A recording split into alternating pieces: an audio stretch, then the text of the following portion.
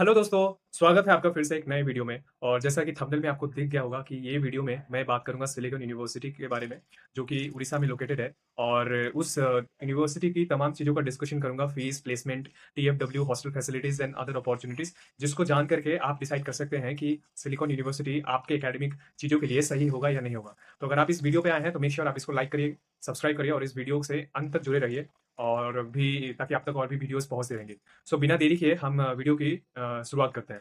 तो दोस्तों, अगर सबसे इम्पोर्टेंट चीज़ का पहला डिस्कस किया जाए तो वो ये है कि सिलिकॉन यूनिवर्सिटी भुवनेश्वर में स्थित है। और वो भी सबसे एक प्राइम लोकेशन जो कि पटिया कहलाता है, वहाँ पे वो लोकेटेड है। वो इसलिए स्पेशल है क्योंकि पटिया के अराउंड जितने भी मल्टीनेशनल कंपनीज, स्टार्टअप कंपनीज है, वहाँ पे लोकेटेड है। तो अगर आप उस यूनिवर्सिटी में पढ़ते हैं तो आपको एक अच्छा खासा नेटवर्क मिलेगा। आप वॉक इन इंटरव्यूज जैसे वहाँ पे चलते रहते हैं, तो वहाँ पे भी आप जाके दे सकते हैं। उसके बाद सिलिकॉन की बात की जाए तो जब ये स्टैब्लिश हुआ था 2001 में, तो ये सिर्फ एक कॉलेज था। बट धीरे धीरे समय जैसे जैसे बीता, डेवलपमेंट हुआ, तो ये साल 2024 में एक यूनिवर्सिटी के रूप में रिकॉग्नाइज हो गया। तो यूनिवर्सिटी होने से आपको काफ़ी ज़्यादा आपको एक अच्छा मिलता है, आपको एक ब्रांड वैल्यू मिलती है, आपको बहुत बड़ा अपॉर्चुनिटी मिलता है, वहाँ पे अच्छे प्लेसमेंट वगैरह होती है। वो सारी चीज़ें आपको एक अच्छे तौर पे मिलेगा। तो अगर सिलिकॉन यूनिवर्सिटी की बात की जाए तो आपको यूजी, पीजी और पीएचडी प्रोग्राम्स जैसे चीज़ें अवेलेबल कराती है, जहाँ पे आप एडमिशन ले सकते हैं। तो यूजी में हो गया जैसे कि आप सीएसई कंप्यूटर साइंस से कर सकते हैं, ट्रिपल ई हो गया, इलेक्ट्रॉनिक्स एंड कम्युनिकेशन हो गया। और आप पीजी भी उसी फील्ड से कर सकते हैं, जैसे सीएसई, ईसी, ट्रिपल ई और एमसीए वगैरह कर सकते हैं। आप डेटा साइंस से पीजी कर सकते हैं। कुछ अदर चीज़ें हो गई जैसे बीएलएसआई, आईआईओटी वगैरह वगैरह। और पीएचडी अगर आप चाहते हैं पीएचडी करना, तो भी आपको वहाँ पे एक अच्छे यूनिवर्सिटी में करने को मौका मिलेगा उसी में। और वो भी इसका उसका भी जो फील्ड्स हो गया, जैसे कंप्यूटर साइंस हो गया, इलेक्ट्रॉनिक्स हो गया, chemistry, physics, economics, English and mathematics, तो ये सारे प्रोग्राम्स आपको मिलती हैं एडमिशन लेने के लिए। और बेस्ड ऑन आपका प्रेफरेंस, आपका चॉइस, आप वहाँ पे एडमिशन ले सकते हैं। तो सिलेक्शन प्रोसेस का बात की जाए, आप यूनिवर्सिटी में कैसे एडमिशन ले सकते हैं, तो उसका एक बहुत बड़ा जो क्राइटेरिया है कि आपको एक जेई या फिर ओजेई, जो उड़ीसा का जो जेई होता है, ओजी, वो उसमें आपको एक अच्छा सा रैंक लाना पड़ेगा, या उसमें आपको बहुत ही अच्छा स्कोर करना पड़ेगा। एक डिसेंट अमाउंट ऑफ परसेंटाइल आपको लाना पड़ेगा, ताकि आप उसमें सिलिकॉन यूनिवर्सिटी के लिए आप एलिजिबल हो सके। और सबसे खास बात, अगर आप ओजेई में एक अच्छा रैंक, डिसेंट रैंक लाते हैं, तो आपको टीएफडब्ल्यू का भी बहुत फायदा होगा। टीएफडब्ल्यू मतलब ट्यूशन फी वेवर। उसमें क्या होता है कि आपको बहुत ज्यादा डिस्काउंट मिलता है, आपको बहुत ज्यादा स्कॉलरशिप नहीं, आपको बहुत ज्यादा खर्चा नहीं करना पड़ेगा, आपको एक मिनिमल कॉस्ट में आप वहां से पढ़ाई कर सकते हैं। तो अभी साल 2026-27 में अगर आपको वहां से पीएचडी करना है सिलिकॉन यूनिवर्सिटी से, तो यूनिवर्सिटी ने अपना एक एग्जाम निकाला है, जो कि है सिलिकॉन यूनिवर्सिटी एडमिशन टेस्ट, जो कि एमटेक, सॉरी पीएचडी नहीं, एमटेक के लिए बात कर रहा हूँ। अगर आपको एमटेक में एडमिशन लेना है तो आपको इस एग्जाम में बैठना पड़ेगा, वहाँ पे स्कोर करना पड़ेगा। और ये कम्प्लीटली आपका है कि ऑनलाइन बेस्ड है। आप यहाँ पे एमटेक भी कर सकते हो और आप यहाँ पे पीएचडी भी कर सकते हो। ये ऑनलाइन अप्लाई आप कर सकते हो यूनिवर्सिटी के साइट पे जाके, और वहाँ पे आप एग्जाम्स भी ऑनलाइन मोड में ही होगा। और वहाँ पे क्या होता है, अगर आपके पास वैलिड डॉक्यूमेंट्स है, सर्टिफिकेट है, कास्ट सर्टिफिकेट, तो आप हिसाब उसके हिसाब से आप रिजर्वेशन के लिए भी अप्लाई कर सकते हो। और अभी अगर बात की जाए सबसे इंपॉर्टेंट चीज़ की, तो वो है फीस। अब हर इंस्टीट्यूट को ज्वाइन करने से पहले हमारे मन में सबसे बड़ा प्रश्न आता है कि फीस क्या है, क्या हमारे बजट के अनुसार है या नहीं है। तो उसकी चीज़ के बारे में आपको बताना चाहूंगा। तो जैसे अगर आप बीटेक करना चाहते हैं, जो रेगुलर बीटेक, जैसे 4 साल का जो रेगुलर बीटेक है हर ब्रांच के लिए, तो आपको लगभग हर सेमेस्टर का 1,20,000 देना पड़ेगा।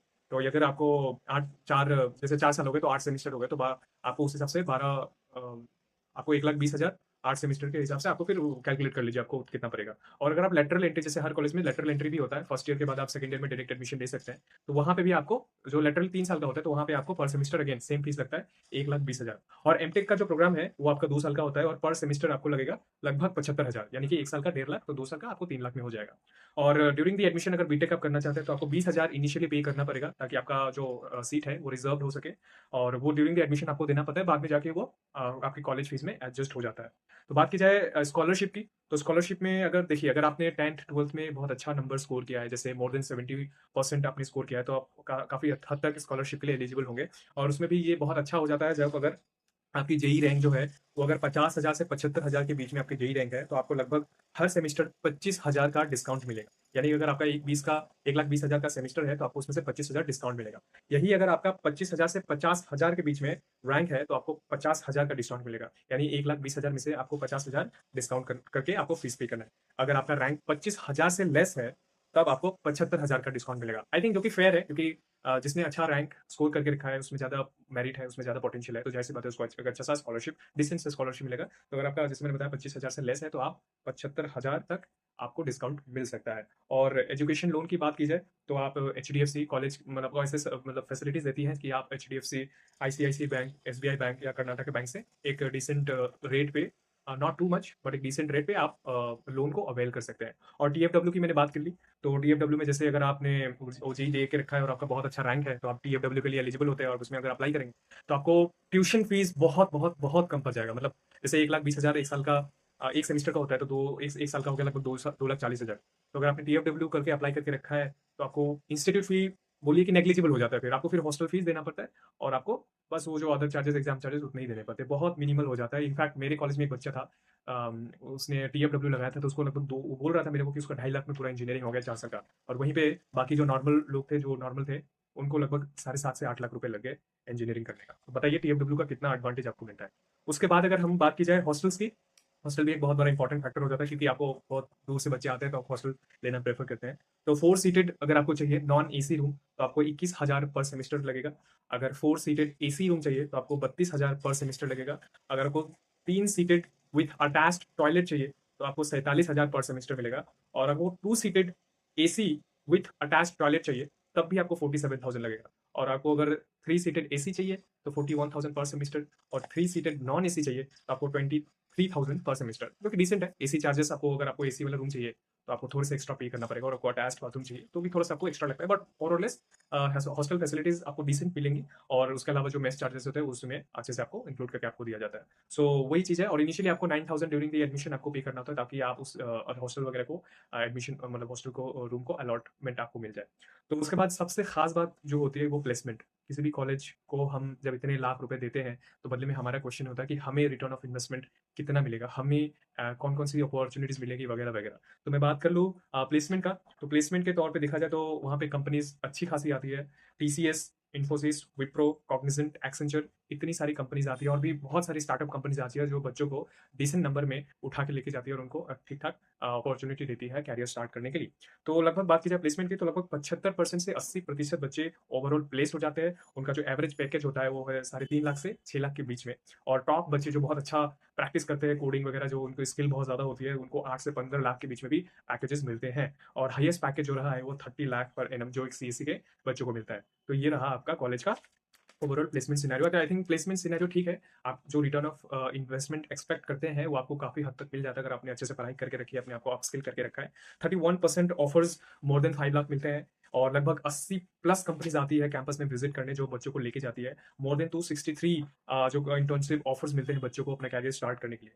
तो आई थिंक खास तौर पे मैं भी उड़ीसा में रह चुका हूँ, मैं वहाँ पे इस चीज़ों को देख चुका हूँ। सिलिकॉन यूनिवर्सिटी अपने आप में एक बहुत अच्छा यूनिवर्सिटी माना जाता है। बहुत सारे बच्चे वहाँ से प्लेस्ड हुए और अच्छे खासे पैसों से प्लेस्ड हुए, मतलब उनको अच्छा खासा ऑफर मिलता है। तो आप उस चीज़ में निश्चिंत रह सकते हैं। प्लेसमेंट के मामले में ये काफ़ी अच्छा रिटर्न ऑफ इन्वेस्टमेंट आपको देता है। बात की जाए ईसी या फिर इलेक्ट्रॉनिक्स ब्रांच की, तो उनका भी हाईएस्ट पैकेज लगभग 15 लाख से 14 लाख रहा है, जो कि 2025 के डेटा के अनुसार था। और वो भी बहुत ही कम बच्चों को मिलता है, नॉट एवरीवन, बट हाँ, जिसके पास अच्छे स्किल्स है, आईटी स्किल्स वगैरह वगैरह, कोडिंग, उनको वो मिलता है। बाकी कोर कंपनीज आती है पिक करने, वो ज़्यादा पैकेज नहीं ऑफर करती, वो लगभग 4.5 से 5.5 के बीच में ऑफर करती है। लेकिन हाँ, मोस्टली जो ईसी या फिर ट्रिपल ई वाले बच्चे हो गए, वो अपना स्विच करके आईटी में चले जाते हैं। उनको लगता है कि मुझे कोर कंपनीज में नहीं जाना, मुझे आईटी फील्ड में स्विच करना है, तो उनको भी मौका मिलता है। तो वो क्या करते हैं, अपना स्किल डेवलप करते हैं, अपनी चीज़ों को अच्छे से प्रैक्टिस करते हैं, फिर वहाँ पे जाके बैठते हैं। तो आई थिंक अच्छी खासी कंपनीज आती है इलेक्ट्रॉनिक्स में, जैसे सेमीकंडक्टर हो गए, हार्डवेयर रोल्स होते हैं, काफ़ी सारी चीज़ें आती है। और आपको एक अच्छा खासा प्लेसमेंट देके जाती है। तो ओवरऑल खासतौर पर पर्सनली पूछा जाए, तो प्लेसमेंट के तौर पे सिलिकॉन यूनिवर्सिटी काफ़ी अच्छा है, रिटर्न ऑफ इन्वेस्टमेंट काफ़ी अच्छा मिलता है। और आप जितना इन्वेस्ट करेंगे, अगर आपने अच्छे से पढ़ाई की है 4 साल, तो उतना आपको वहाँ सामने से मिल भी जाएगा। तो बात की जाए कैंपस की, campus is not so large. अगर बहुत बड़ा कैंपस नहीं है, बहुत छोटा सा कैंपस है। मैं एक बार खुद गया था वहाँ पे चीज़ों को देखने। तो campus no is not so large. आपको मतलब बस क्लासेस, एकेडमिक्स, पढ़ाई लिखाई, हॉस्टल रुकने में आपका खत्म हो जाता है। तो अगर आपको, अब मैं बात करता हूँ प्रोज एंड कॉन्स की, तो अगर आप प्रोज के बारे में बात की जाए, तो रिटर्न ऑफ इन्वेस्टमेंट अच्छा है। आप जो देंगे, वो आपको बदले में अच्छे से आप मेहनत करेंगे, आपको अच्छा मिलेगा। आपको एक फ्रेश स्टार्ट करने का मौका मिलेगा।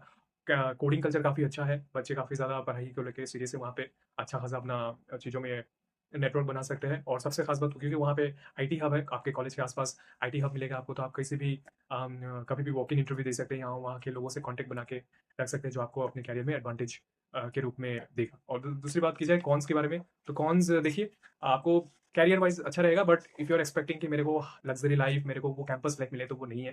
बिकॉज कैंपस बहुत छोटा है, बहुत ज़्यादा बड़ा नहीं है, और आपको वो सारी चीज़ें नहीं मिलेंगी जो कैंपस लाइफ होती है, जो आप आईआईटीज किट वगैरह में देखते हो, वो सारी चीज़ें नहीं है। तो उस चीज़ के मामले में थोड़ा सा शायद आपका एक्सपेक्टेशन हर्ट हो सकता है, बट ओवरऑल काफ़ी अच्छा कॉलेज है, काफ़ी अच्छा यूनिवर्सिटी है इनफैक्ट। तो इसके बारे में आप ज़रूर देखिए, आप इसको फॉलो करिए, और आप इसको जितने भी मैंने डेटा बताया, आप इसको समझिए, और ट्राई करिए कि इसमें आपका हो जाए। अगर हो रहा है तो बहुत अच्छी बात है, आप एक अच्छा फ्रेश स्टार्ट कर सकते हैं अपने कैरियर में। So this was all about it दोस्तों, थैंक यू इस वीडियो से बने रहने के लिए, और इस वीडियो को सब्सक्राइब करिएगा, इस चैनल को सब्सक्राइब करिएगा, और लाइक करिएगा, और कमेंट करिएगा कि आपको कैसा लगा, और कमेंट करिएगा कि नेक्स्ट वीडियो आप कौन सी चीज़ के बारे में चाहते हैं। तो शुक्रिया दोस्तों, बहुत बहुत थैंक यू, और शुक्रिया।